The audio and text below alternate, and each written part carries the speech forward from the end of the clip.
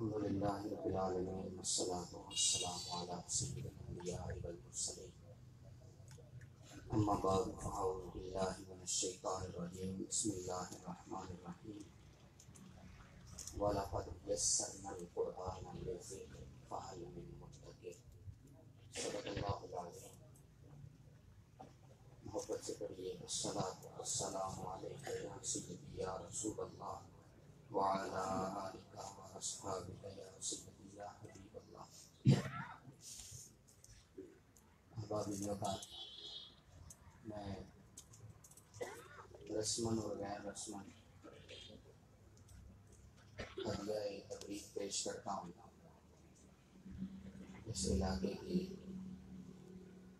تحریک منہاج القرآن کو کہ انہوں نے حضور شیخ الاسلام پروفیسر ڈاکٹر محمد طاہر القادری مدث اللہ العالی آپ کے ایک عظیم علمی کارنامے کی تقریب رونمائی کا اہتمام کیا، اور یہ جو آپ کا بے مثال اور عظیم علمی کارنامہ ہے، اس کا نام ہے الموسوعۃ القرآنیہ، جس کو ہم اپنی زبان میں قرآنی انسائکلوپیڈیا کہہ سکتے ہیں۔ احباب الوقار، انسائکلوپیڈیا ایک ایسی دستاویز کو کہتے ہیں جس میں اس چیز کے، اس علم کے ہر پہلو کو یکجا کر دیا گیا۔ آپ زراعت کا انسائکلوپیڈیا کہہ سکتے ہیں، آپ جو ہے وہ جانوروں کا انسائکلوپیڈیا کہہ سکتے ہیں۔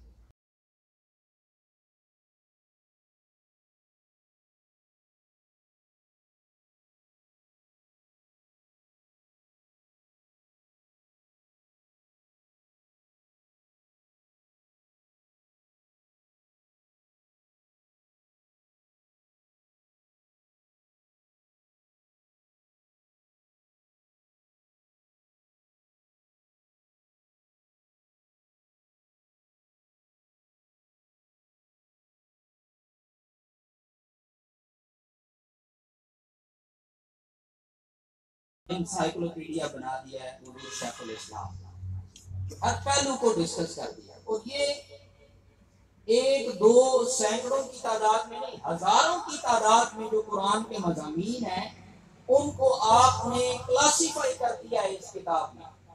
آپ ایک موضوع دیکھنا ہے، اس پہ آپ قرآن کی رہنمائی لینا چاہتے ہیں تو فہرست بنی ہے، الف بے کے اعتبار سے وہ فہرست ہے، اس فہرست کے اعتبار سے آپ اس موضوع کو تلاش کر سکتے ہیں، اور اس موضوع کے متعلقہ جتنی آیات ہیں قرآن کریم میں، جتنے احکامات ہیں، وہ آپ نے ایک جگہ پہ اکٹھے کر دیں۔ میں حیران ہو رہا تھا یہ بات سوچ کے کہ بڑے بڑے لوگوں نے علمی کارہائے نمایاں سر انجام دیا، بڑے بڑے لوگوں کے نام ہوئے، قرآن پاک کی تفسیر میں اپنی زندگیاں گزار دی، 20 سال کا عرصہ لگایا۔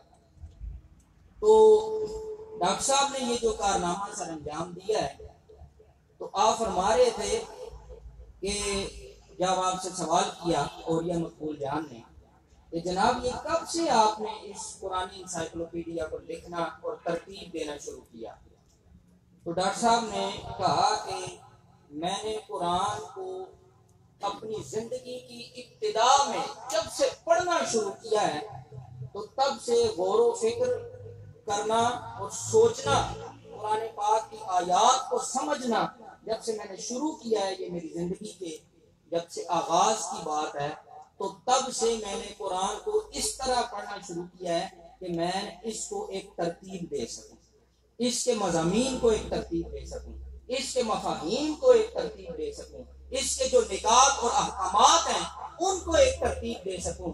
تو آپ کہتے ہیں، اور پھر یہ انداز آپ کی تقاریر میں نظر آتا ہے، یہ انداز آپ کی کتب میں نظر آتا ہے، ہزاروں کی تعداد میں تقاریر جو آپ کے موضوعات ہیں وہ آپ کے سامنے ہیں، اور ہزاروں کی تعداد میں جو کتب ہیں وہ آپ کے سامنے ہیں، اور لاکھوں صفحات ہیں جو آپ نے جو ہے وہ آج تک لکھ دیے۔ اور میں جو ہے وہ بڑی ریلیونٹ سی ایک دو باتیں کروں گا، زیادہ وقت بھی نہیں کہ سب سے بڑی بات یہ ہے آج ریسرچ کا دور ہے. علامہ ڈاکٹر نوید اقبال صاحب تشریف رکھتے ہیں, باقی ٹیچرز حضرات ہیں, پروفیسرز ہیں, ڈاکٹرز ہیں. آج ریسرچ کا دور ہے.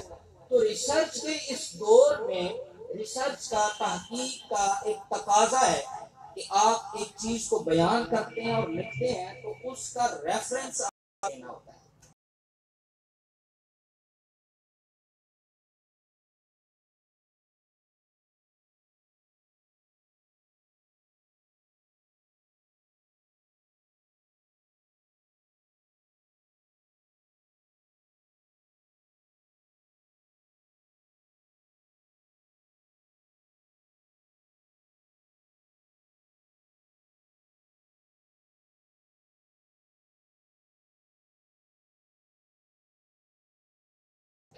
آپ کو ہر کتاب میں ہر بات کا حوالہ ملے.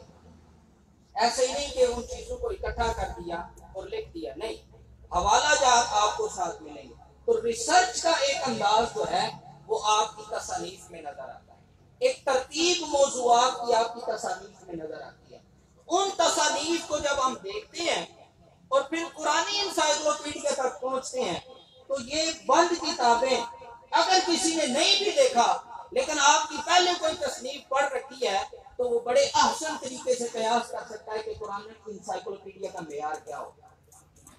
اس کو جمع کرنا, اس کو اکٹھا کرنا, اس کے موضوعات کو ترتیب دینا اور اس کو انسائکلوپیڈیا بنانا.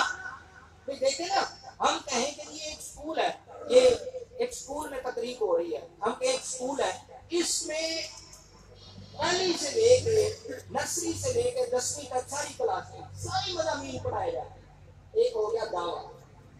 اب دعویٰ تو ہے لیکن دلیل اس پہ یہ ہے کہ اس ہر مضمون کا استاد وہاں پڑھانے والا ہے بھی یا نہیں. ایک تو ہے قرآنی انسائکلوپیڈیا, ایک دعویٰ ہے کہ جی دعویٰ کر دیا ڈاکٹر صاحب نے, حضور شیخ الاسلام نے, کہ میں نے قرآنی انسائکلوپیڈیا ترتیب دیا, لیکن اس پہ دلیل یہ 8 جلدیں آپ کے سامنے پڑی ہیں کہ جو اپنی ترتیب کے اعتبار سے, مضامین کی ترتیب کے اعتبار سے, پھر ان کی ترتیب حروف تہجی کے اعتبار سے, پھر قرآنی آیات کو ہر موضوع کے سامنے اس کے عنوان کے تحت اکٹھا کرنا, وہ آپ کے سامنے ہزاروں مضامین.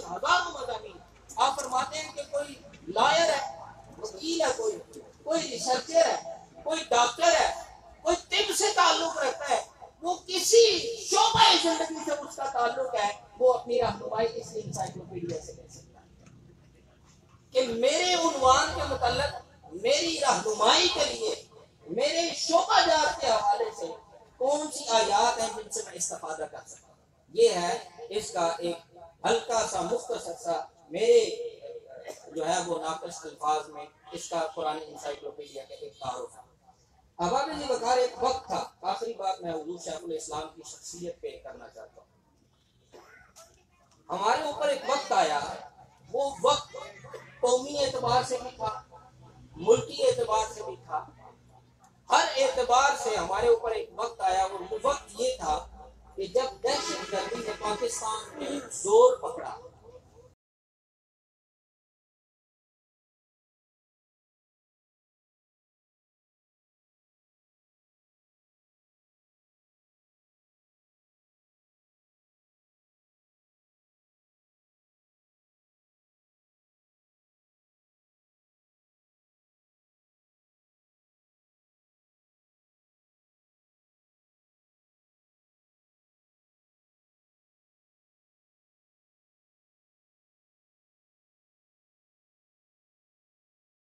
کرسچن تھے, وہ بدھسٹ تھے, جتنے بھی تھے, ان سب نے اس بات پہ اتفاق کر لیا, ایک متفقہ انہوں نے فتویٰ صادر کیا کہ اس کی جڑیں پاکستان سے ہیں اور اس کی جڑیں اسلام میں.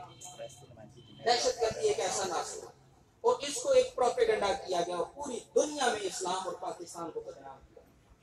اب آپ یہ بتا رہی ہے وہ اتنا مشکل اور کٹھن وقت تھا کہ ہماری عالم اسلام کی صفوں میں کوئی ایسا مرد حر نظر نہیں تھا آتا جو ان اعتراضات کا علمی اعتبار سے محبت کے انداز میں جواب دے سکتا. اقوام عالم کی آنکھوں میں آنکھیں ڈال کے، یہ نہیں کہ سر جھکا کے جس طرح ہماری حکومتیں کرتی ہیں انٹرنیشنل پریشر آیا اور ہم تو ویسے ہی آپ کو دیکھنے کے لیے تیار ہو.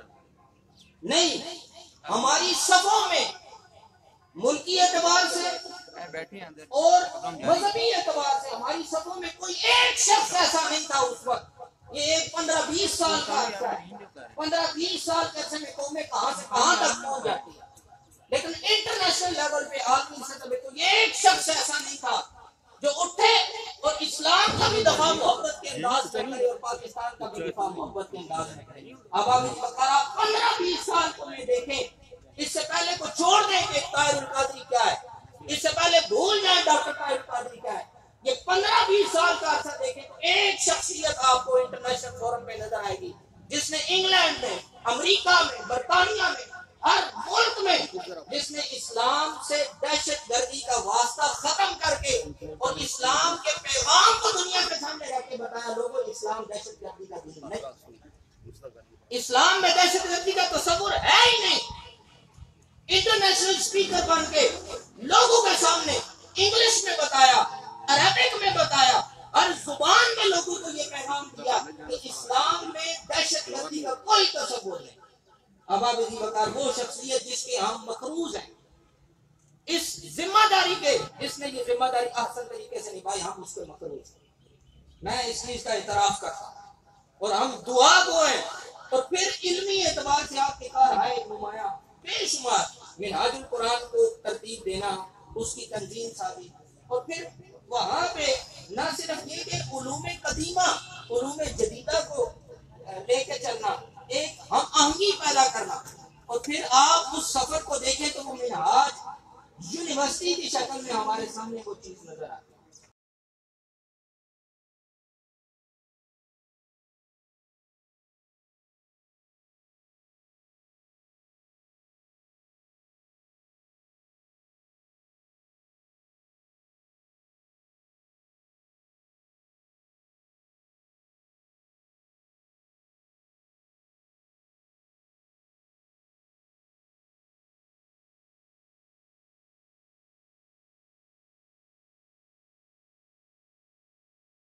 گرد زبان بس ایک ہی نام ہوتا ہے، حضور شیخ الاسلام کی تربیت، حضور شیخ الاسلام کی تربیت، حضور شیخ الاسلام کی تربیت. اب آپ مجھے بتا اقبال کے اس شعر سے میں کہتا ہوں کہ اگر اقبال کے شعر کی اس شعر کی عملی تفسیر، عملی اعتبار سے اگر ہم دیکھنا چاہیں تو وہ حضور شیخ الاسلام پروفیسر ڈاکٹر محمد طاہر القادری کی ذات ہی ہمیں نظر آئے.